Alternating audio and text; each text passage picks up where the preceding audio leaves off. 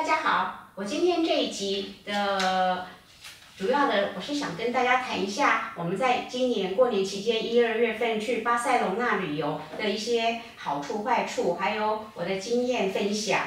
以下呢，我会根据我在巴塞隆纳当地的一些消费、治安，还有交通、景点的选择，以及饮食与住宿、天气等等这个几方面来跟大家分享。好，那首先呢，我要讲到的就是西班牙的花费，那个所谓的它的花费呢，因为用的也是欧元，那通常呢，在不管大小店呢都是可以刷卡的，因此呢，我们是可以不需要换任何欧元过去的，那你就全部都用信用卡来支付。那因为呢，西班牙是一个不需要小费的国家，所以呢，真的不需要有什么现金。尤其是像旅馆呢，不需要给现金，那司机或是服务这个也都不需要给现金，餐厅也不用留小费，所以呢，甚至于在欧洲呢，上厕所呢有时候需要投币才能够用得到公用厕所，但是在西班牙就没有这个问题，所有的厕所呢都可以很免费的让你去使用，那所以呢，现金就不大需要。那唯一我们会用到现金的地方呢，就是我在参观文森之家的时候，因为我们背了一个大的后背包。那这个后背包呢是需要摆在寄物柜的，那所以呢这个寄物柜呢我们就需要投那个 coin， 铜板，所以呢这个时候我们就用到了一些铜板，否则呢一般而言呢整个巴塞隆纳呢或是这个西班牙呢整个都是不需要用到现金的，那是非常方便的，只用信用卡去刷卡就可以了。那另外呢，下面我会讲到西班牙的治安呢，早就听说欧洲他们的治安是不是太好的？尤其西班牙的吉普赛人呐、扒手啊，或是被骗的也很多。那因此在出发之前呢，我们也做了许多的准备。那像买那个手机挂绳啊，让你手机不要随便被人家抽走，或者是有买那个防盗背包啊，让你的包包不要很容易被人家划开。然后我们也有在西班牙呢，在巅峰的时间去坐地铁，可是呢这些事情我们都没有碰到。那可能因为我们去的这个季节呢，并非旅游的旺季，那这些扒手啊，或者是这些不孝之客呢，他们可能是需要休息的。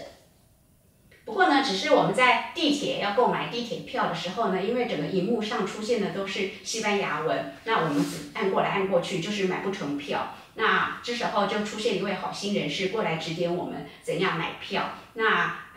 我们也是顺利的买到我们的地铁票之后呢，他是很有礼貌的跟我们请求一些费用，并没有说一定要多少。那我们还是觉得说 ，OK， 既然他有帮到我们的忙了，我们就给他一些小费。那我就觉得也是还好。所以整个算来呢，在我的印象中，我觉得西班牙的治安呢，应该不算太差。那再来呢？谈到那个交通方面呢，因为我们住的旅馆在很市中心，那因此我们出门就是有地铁站可以坐，所以呢，我们如果说地铁站能到的地方呢，我们就是坐地铁过去。那地铁站在买地铁票的时候呢，我们也是用那个信用卡刷卡就可以了。那如果说这个地铁站比较不到，或是说要换几趟车，我们嫌太麻烦了啊，这时候呢，我们就叫 Uber。那我儿子呢，他们从马德里坐高铁过来到巴塞隆纳的时候呢，他们在高铁的火车站要去到旅馆的时候的接驳，他们也是坐 Uber。那你坐 Uber 的好处呢，就是你都不用会讲西班牙话，你只要在手机上打开，在地图上点一点你要去的位置，然后你在原地等一下，那个他会给你一个司机的车牌号码。那过不久呢，你就看那部车就来接你了。所以呢，你不用讲任何的话，告诉他你目前现在人在哪里，因为在那个地方真的我也讲不清楚到底我在哪里。那他也很方便的把你送到你所要去的地点，那个也都不会错。那更好的就是我们下车的时候呢，也不用跟他讲到任何话，就把信用卡撸给他。让他刷，或者是你本来 Uber 里面就有绑信用卡的话，他就直接从那张信用卡去扣款。那也不需要给他任何的小费，大概跟他说一件谢谢 ，thank you， 这样就可以了。所以呢，在西班牙的交通呢，除了地铁、高铁，那做一般的移动呢，做 Uber 这件也是非常容易的一件事情，所以应该是没有什么障碍。但是就是费用上呢，做 Uber 大概我们移动的距离都不超过10公里，那价钱呢大概落在30欧元到40欧元，可能稍微有点小贵。不过呢，因为我们有5个人在做，所以均摊下来可能感觉上也是还行。所以这是西班牙的交通。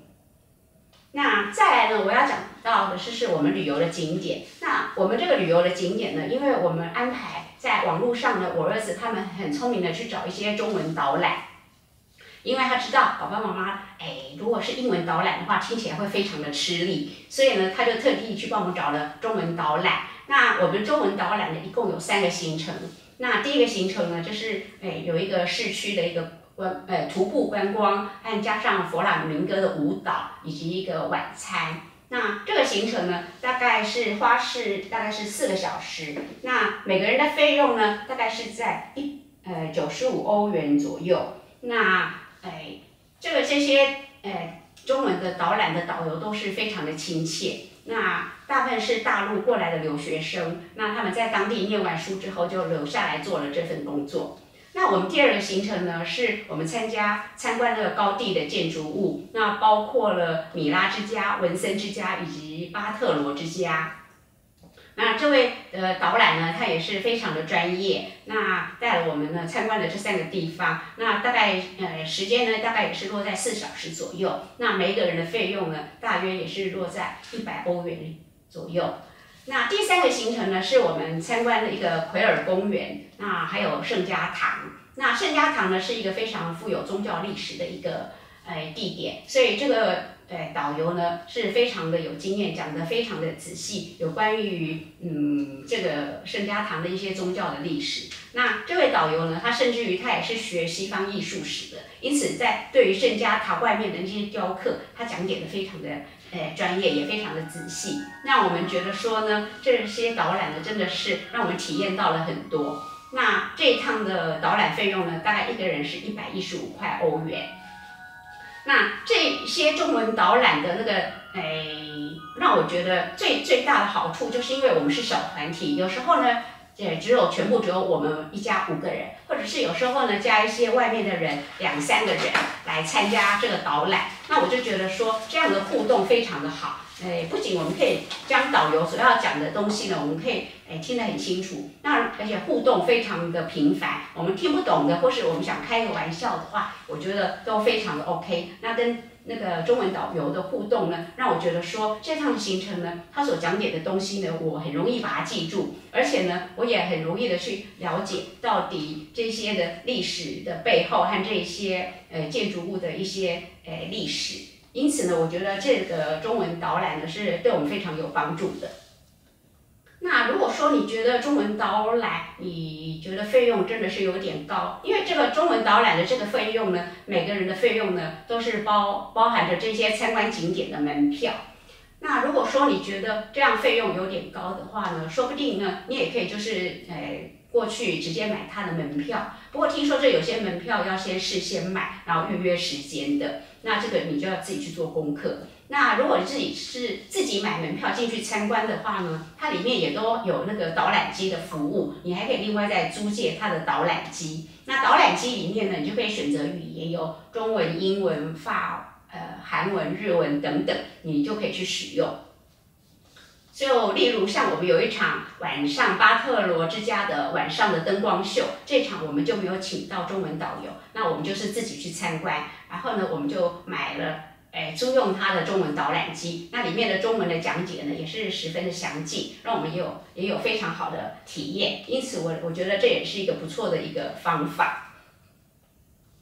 那此趟的行程呢，我觉得最特别的是，我们还请了有那个食物的导览。那食物的导览呢，这一位呢是当地巴塞隆纳长大的一位西班牙人，因此呢他的导览呢就只能用英文夹杂一些西班牙当地，因为食物的名称嘛，就夹杂了西班牙当地的一些或者是巴塞隆纳的加泰隆尼亚语的一些名词来讲解给我们听。那这一趟的导览呢，它一共是有4个试吃点，那2个呢是属于点心，那第3个是酒水，就是酒精性的饮料，第4趟呢就是一个中餐的一顿餐。那所以呢，这包含了这4个试吃点，那大概时间整个花下来呢，也是4个小时左右。那我们一个人的费用呢，大概是一个人115欧元。那我儿子呢，他们是非常喜欢这种食物的导览，因为食物的导览呢，会让我们呢会觉得我们在当地呢，我们怎样去吃呢，才是会选到真正代表当地的食物。那这些食物的精华是在哪里，或是当初他们制作的过程，或是他们有这个食物的一些历史，让我们可以更深刻的去认识到这个国家的文化。因此呢，儿子呢，他们不管是去日本啊，或者去欧洲啦、瑞典啊，他们都是会请食物导览来为他们做讲解。只不过呢，大部分这个食物导览要找到中文的导游并不容易。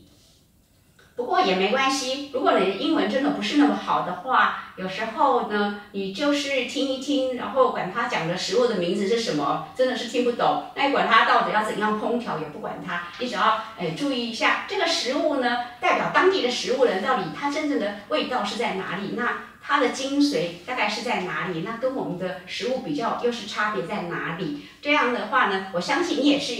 会有一个很不错的一个食物的一个体验，让你呢，增加你这次行程的丰富度。我觉得这个食物的导览呢，也是一个非常非常好的一个体验。再来呢，我要讲的就是住宿。那我儿子呢，他们住宿呢，也是在 Booking.com 这个订房网站去找的。那因为订房网站呢有非常多家所以你也可以多家去比较。那因为我们这次住宿呢是选择在徒步区里面一家有非常具有意义的古董级的一个旅馆，但是里面的设备呢倒是非常的现代化，但是空间没有太大。不过呢，这个住宿呢就花费了我们不少的费用。我们5个人呢订了2个房间，一个3人房，一个2人房，那一共住了大概是4个晚上，就花了5000多的欧元，真的是一笔不小的费用。但是呢，如果说你有时间多去几个订房网站做比较，那选择一个不要那么市中心，稍微远一点的，或者是不要这么有古迹的，说不定呢就价钱会落差非常多。那有时候呢，你在订房网站所看到的资讯呢，你也可以直接再进入这家旅馆的官网去搜寻一下，说不定呢，有时候这些官网他们自己所推出来的价格呢，不见得会比订房网站贵，因为就是要看旅游的季节。不过呢，要留意的一点就是，如果你是在订房网站去跟他订房的话，虽然你也付了费用，不过你还是最好再打电话直接去跟这个旅馆做一个确认。因为我就有一个经验，曾经我去大陆旅游的时候，我在订房网站订了房，那也费用都付了。可是等到我人那天到达当地的时候，旅馆去 check in 的时候，他居然跟我讲说没有我的资料，我那时候真的是有一点傻眼了。那还好，那天的房间不是太满，我们还可以找到其他的住宿。所以呢，如果说你没有直接在跟那个旅馆做一个 check in 的话，如果又是旅游旺季的话，我相信那个晚上要投诉哪里呢？真的也是一个令人很伤脑筋的事情。所以呢，切记还是去打电话再跟那个旅馆做一个确认 confirm， 这样的话呢可以确保你这个订房是 OK 的。希望这个经验可以分享给大家。再来呢。至于那个时候的天气呢，我们在巴塞隆纳1、2月这个天气呢算是非常好，因为巴塞隆纳是靠海边，它可能有海风气温的调节，所以呢那时候的气温呢大概是在10到15度，那白天呢也几乎都是有太阳，所以我觉得呢那个气候算是非常舒服的。那晚上的旅馆呢，也都是有暖气供应，那非常的舒服。因此，我认为巴塞隆纳呢，在过年这个时候去旅游呢，这个算是非常 OK 的一个季节。那又避开了旅游的旺季，所以我觉得，天气上呢，倒是没有什么可以抱怨的。那总结呢，我今天所讲的这些呢，有人就问说，为什么要自由行呢？到底自由行跟团旅游哪个比较好呢？事实上，自由行呢，如果你是非常有时间，而且你任何时间都可以出去，你是一个受薪阶级，或是你是年轻人，那你可以利用你的休假或是你的一个空档，你可以选择出游的话，那你在非旅游旺季去，然后你又很精于的做功课，在网络上做各式各样的比价，你当然可以选择到比较便宜的一些旅馆，像青年旅馆嘛，或者是一些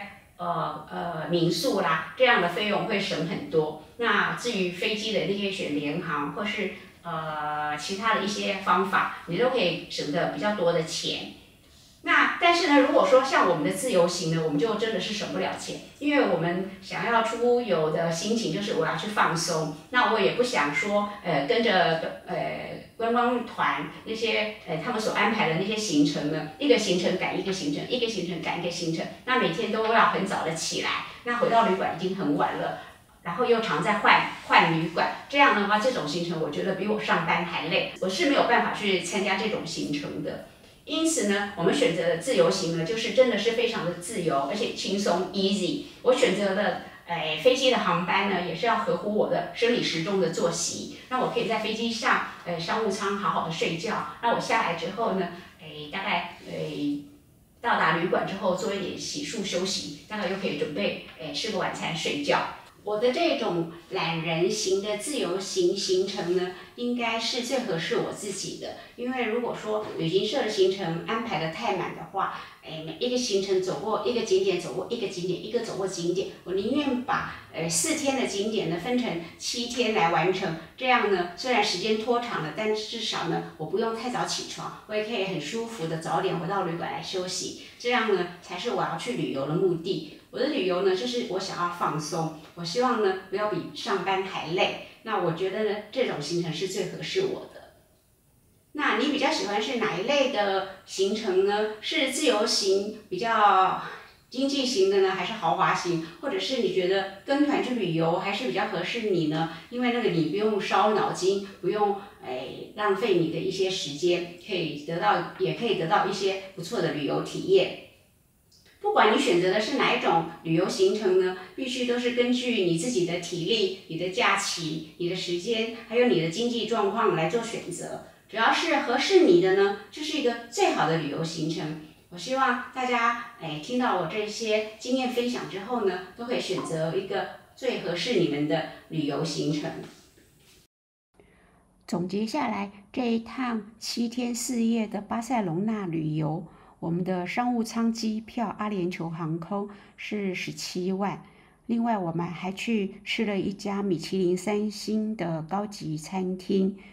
整个的费用加起来，一个人大概落在30多万到40万台币左右。不得不说，真的有一点败家。